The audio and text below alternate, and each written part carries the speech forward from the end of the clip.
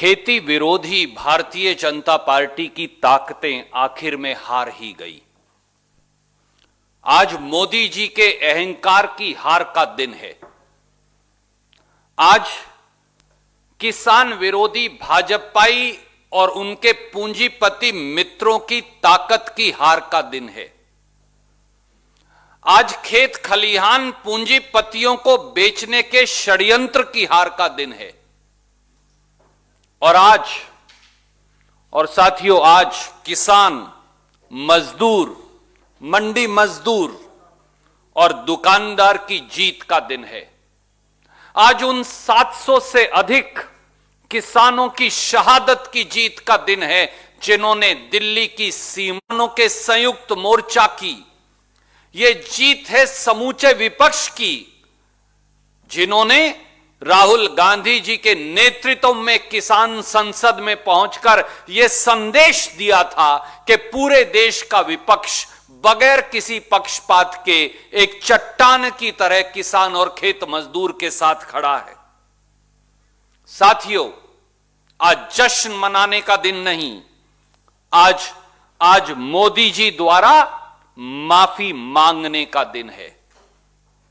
आज मोदी सरकार ने और प्रधानमंत्री नरेंद्र मोदी जी ने अपना अपराध स्वीकार किया है जो उन्होंने इस देश के किसान, खेत मजदूर और खलिहान के खिलाफ किया है, और अब सजा जनता तय करेगी। किसानों की आजीविका पर तलवार लटकाकर रखी गई। सरकार द्वारा कहा गया कि पूंजीपतियों को पूजने वाली सरकार खेती विरोधी 3 काले कानूनों से किसान की आजीविका की हत्या करेगी। और आज आखिर में 1 साल के 12 महीने के किसान के संघर्ष के बाद भारतीय जनता पार्टी और एक अहंकारी प्रधानमंत्री माननीय नरेंद्र मोदी जी को किसान और मजदूर की ड्योढ़ी पर झुकना पड़ा। मगर देश भूलेगा नहीं मोदी जी कि आपने एक घृणित पाप जो किया था, अब उसे वापस लेने का निर्णय किया है, और वो भी किसान को रौंदने, उसे नश्तर चुभाने और बर्बर यातनाएं देने के बाद। अब जनता समझ गई है कि भाजपा की हार के आगे ही हिंदुस्तानियों की जीत है। अब जनता समझ गई है कि भाजपा की हार के आगे ही जनहित की जीत है। अब जनता समझ गई है कि भाजपा की हार के आगे ही किसान और मजदूर की जीत है। अब जनता समझ गई है कि भाजपा की हार के आगे ही देश की जीत है। 26 नवंबर 2020 से, जब से देश के 62 करोड़ किसानों ने 3 खेती विरोधी काले कानूनों के खिलाफ याचना लगाई थी, तब से मोदी सरकार यातनाएं दे रही है। बर्बर लाठी चार्ज किए गए, दिल्ली के चारों तरफ के राष्ट्रीय राजमार्ग खुदवा दिए गए, राष्ट्रीय राजमार्गों पर नश्तर और भाले लगवा दिए गए, किसानों के सर फोड़ने के आदेश दिए गए, उन्हें आतंकी कहा गया, किसान को नक्सलवादी कहा गया, हमें किसान को गुंडा कहा गया, किसान को उग्रवादी कहा गया, किसान को आंदोलनजीवी कहा गया।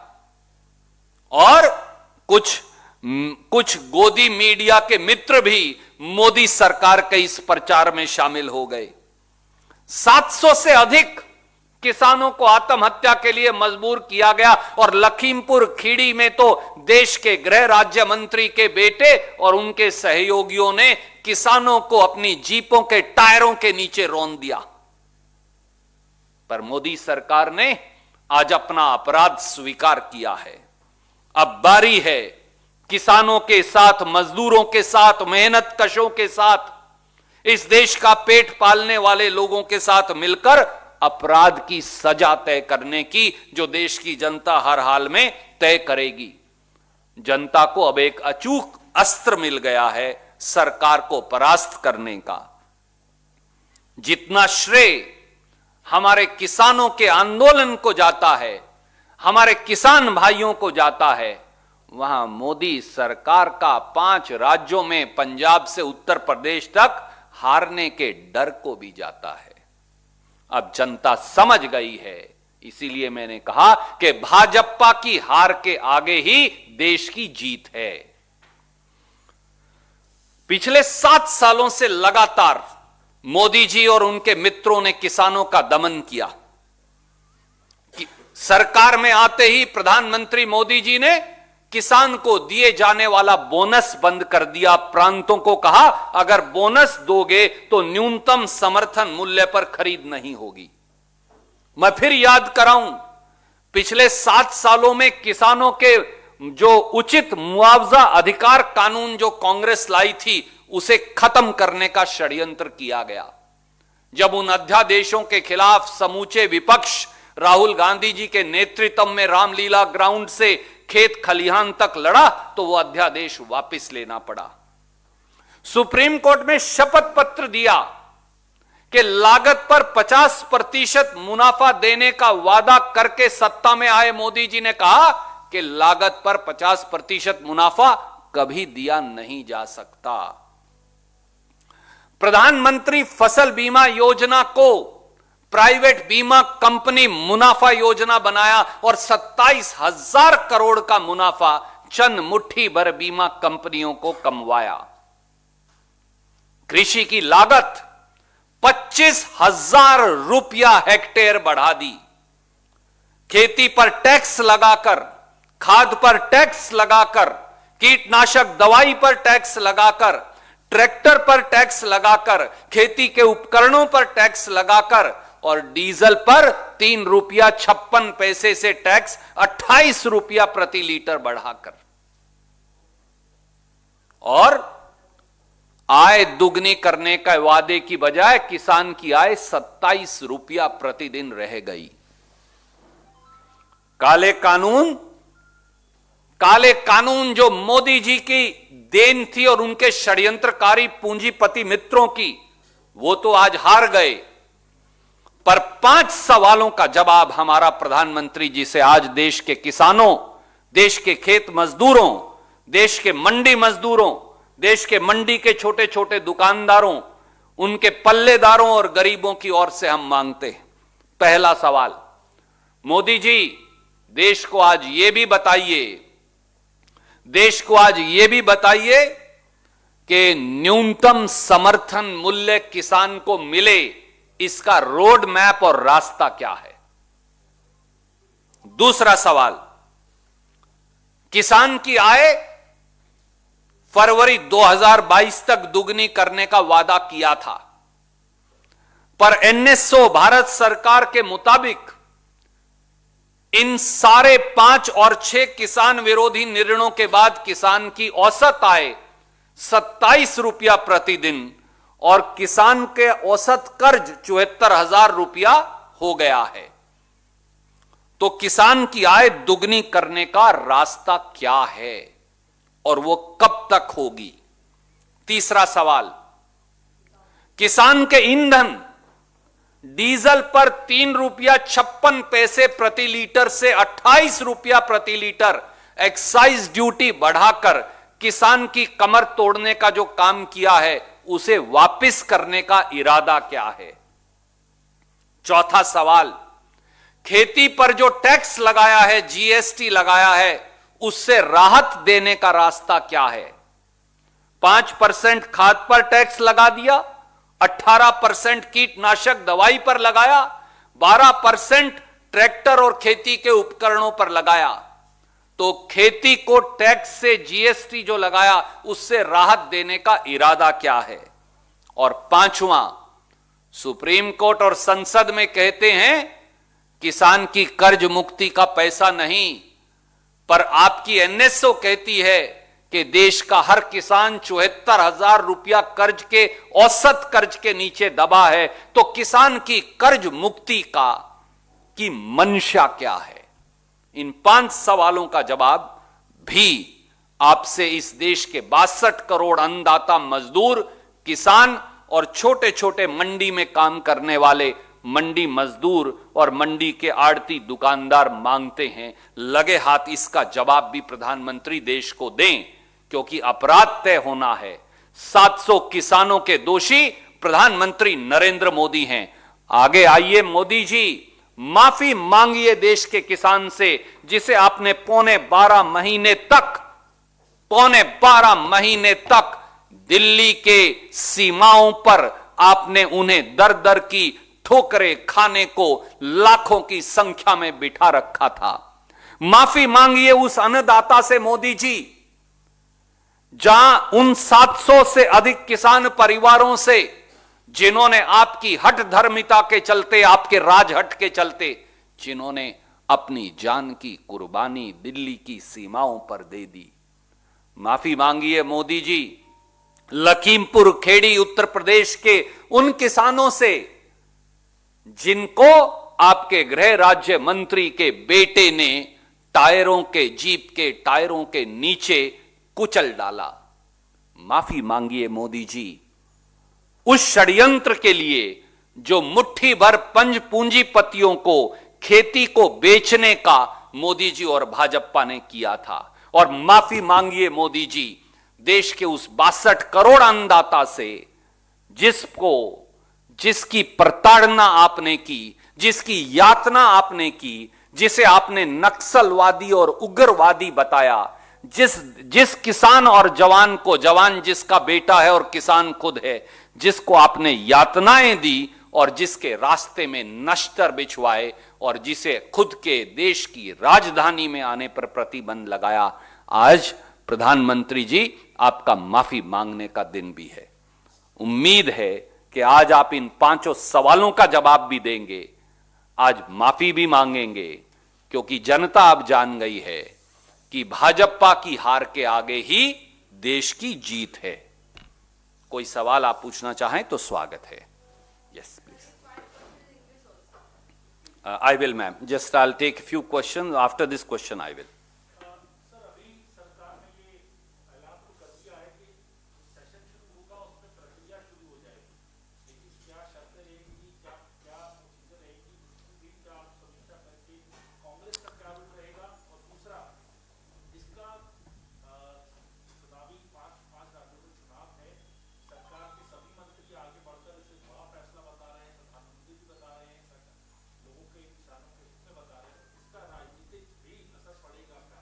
आदरणीय मित्र, आप पहले किसी की जान निकाल लीजिए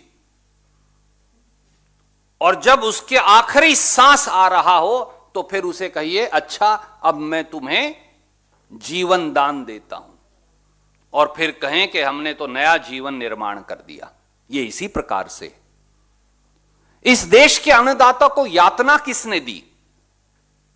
इस देश के अन्नदाता को 62 करोड़ किसानों और मजदूरों को 1 साल से आंदोलन की राह पर खड़ा किसने कर रखा है? मोदी जी ने। इस देश का गरीब किसान और मजदूर तिल तिल कर क्यों मर रहा है? मोदी जी के इन काले कानूनों के अहंकार के चलते। हमारे लाखों किसान दिल्ली की सीमाओं पर पौने 12 महीने से आंधी में, धूप में, सर्दी में, जाड़े में क्यों बैठे हैं? मोदी जी के राजहट के चलते। 700 से अधिक किसान अगर मर गए, कुर्बान हो गए, तो उनकी मौत के लिए कौन जिम्मेवार है? प्रधानमंत्री नरेंद्र मोदी जिम्मेवार हैं। देश के खेत और खलिहान को मुट्ठी भर पूंजीपतियों को बेचने का षड्यंत्र किसने किया था? प्रधानमंत्री मोदी जी और भाजपा ने किया था। शर्म आनी चाहिए उन सारे मंत्रियों को जो आज श्रेय ले रहे हैं। आज उन्हें अपराध बोध होना चाहिए। आज देश के प्रधानमंत्री नरेंद्र मोदी जी ने सार्वजनिक तौर से अपना अपराध स्वीकारा है और देश ने यह जाना है कि भाजपा की हार के आगे ही देश की जीत है। मोदी जी का अहंकार हारा तो किसान जीता। भाजपा का किसान के खेत और खलिहान के विरोध षड्यंत्र टूटा तो किसान जीता। मोदी जी और भाजपा के पूंजीपति मित्र जब खेत और खलिहान को नहीं खरीद पाए तो किसान जीता। जब अहिंसा और अनुशासन और संगठन किसान का जीता तो किसान जीता, जब गांधीवादी आंदोलन जीता तो किसान जीता। वो लोग जो किसान को आतंकी, उग्रवादी, अलगाववादी, गुंडे, मवाली, बदमाश, आंदोलनजीवी कहते थे समेत प्रधानमंत्री जी के, आज जब उनको अपने शब्द वापस लेने पड़े तो किसान जीता। तो ये श्रेय लेने का दिन नहीं, आज उन्होंने अपराध स्वीकार किया है और अब उस अपराध की सजा देश की जनता उनको देगी। यस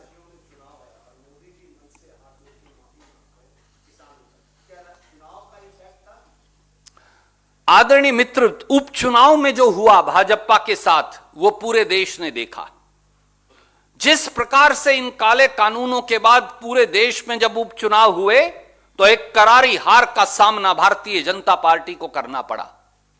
जिस प्रकार से भाजपा के नेताओं को उत्तर प्रदेश हो, पंजाब हो और बाकी हमारे 3 राज्य और हो, वहां हार का मुंह साफ दिख रहा है, तो उन्हें लगा, घबराहट हुई, किसान के ड्योढ़ी पर झुकने को। उन्हें प्रजातंत्र में वोट सबसे बड़ी चीज है और उस वोट की ताकत ने भारतीय जनता पार्टी और मोदी जी को यह एहसास करवा दिया कि या तो अब भी अपने षड्यंत्र को वापस ले लीजिए, वरना जनता आपको बाहर का रास्ता दिखाएगी। और उस भय और डर से उन्हें अपने कदम आखिर में 1 साल के राजहट के बाद वापस लेने पड़े। इसीलिए मैंने कहा कि भाजपा की हार के आगे ही किसान और देश की जीत है। सर, क्या है कि राकेश टिकैत ने कहा है कि इंतजार करेंगे संसद सत्र का जब कानूनों को वापस लिया जाए, लेकिन एमएसपी को लेकर उन्होंने एक विकल्प खुला रखा है।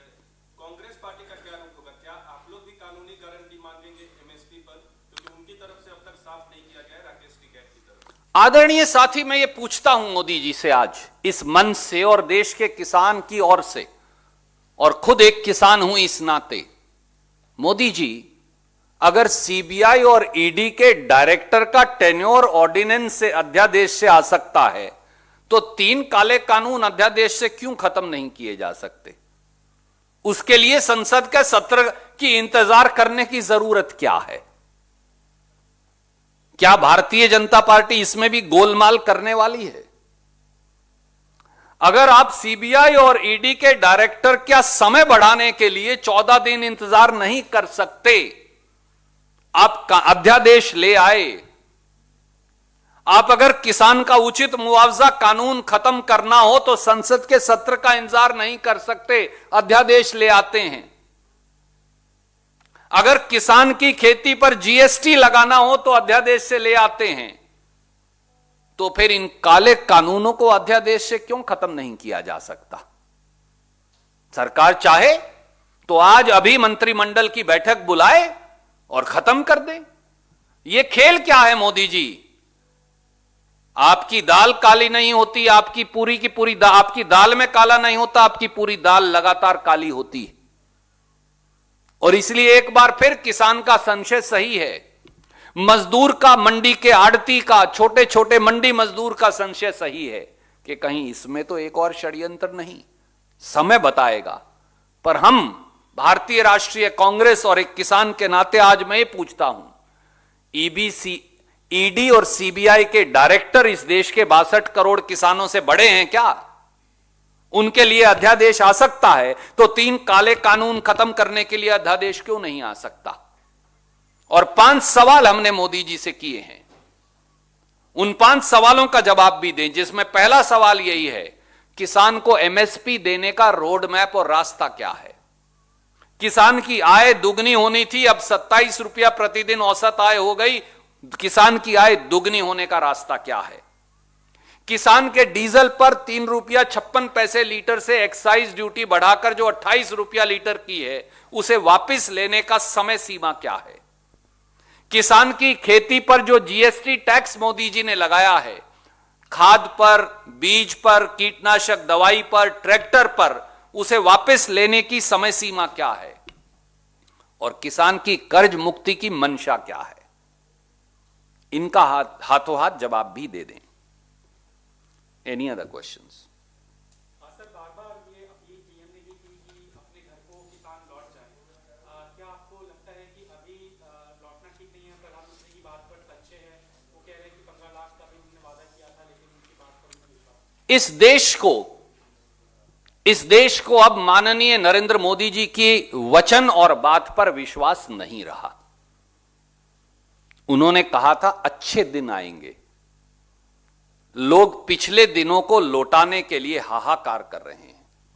जिस प्रकार से महंगाई और बेरोजगारी ने जनता की कमर तोड़ डाली है, वो डीजल और पेट्रोल को लेकर कांग्रेस पर हमला बोलते थे, पर वो तो अब 100 रुपया लीटर पार हो गया। मोदी जी और उनके मित्र गैस सिलेंडर उठाकर सड़कों पर प्रदर्शन करते थे, पर सिलेंडर तो अब 1000 रुपया प्रति सिलेंडर पार हो गया। मोदी जी तो 15-15 लाख हर खाते में डलवाते थे, यूं ही जैसे उनके शब्द थे, परंतु उन्होंने तो हर आदमी की जेब से पैसा उल्टा लूट डाला। मोदी जी ने तो यह भी कहा था कि नोटबंदी के बाद काला धन समाप्त हो जाएगा, उग्रवाद और नक्सलवाद खत्म हो जाएगा। करेंसी इन सर्कुलेशन लगभग दुगनी हो गई और नक्सलवाद और उग्रवाद और ज्यादा पनप गया। काला धन तो समाप्त हुआ नहीं, जो बैंकों में धन था वो उनके मित्र लेकर विदेश भाग गए। तो मोदी जी की बात पर और वचन पर विश्वास कौन करे? इसीलिए मैंने कहा, अगर 2 अफसरों का समय बढ़ाने के लिए ईडी और सीबीआई के डायरेक्टर का अध्यादेश आ सकता है, तो 62 करोड़ किसानों और मजदूरों के काले कानूनों को खत्म करने के लिए अध्यादेश क्यों नहीं आ सकता? इस बात का जवाब भी प्रधानमंत्री दे दें। Yes sir.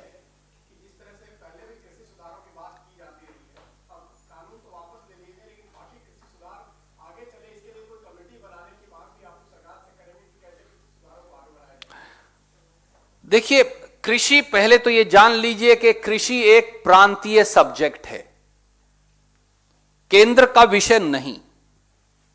जबरन केंद्र के अधिकारों का हनन करके संसद को पंगु बनाकर संसद में कानून जो पारित नहीं हुआ, हमारे सांसद मित्रों को, उनमें से एक तो यहां बैठे हैं, उनको जबरन उठाकर बाहर फेंककर कांग्रेस के हमारे साथियों को, विपक्ष के हमारे मित्रों को संसद से बाहर निकालकर बहुमत ना होते हुए भी गैर कानूनी तरीके से मोदी जी ने कानून पारित करवाया था।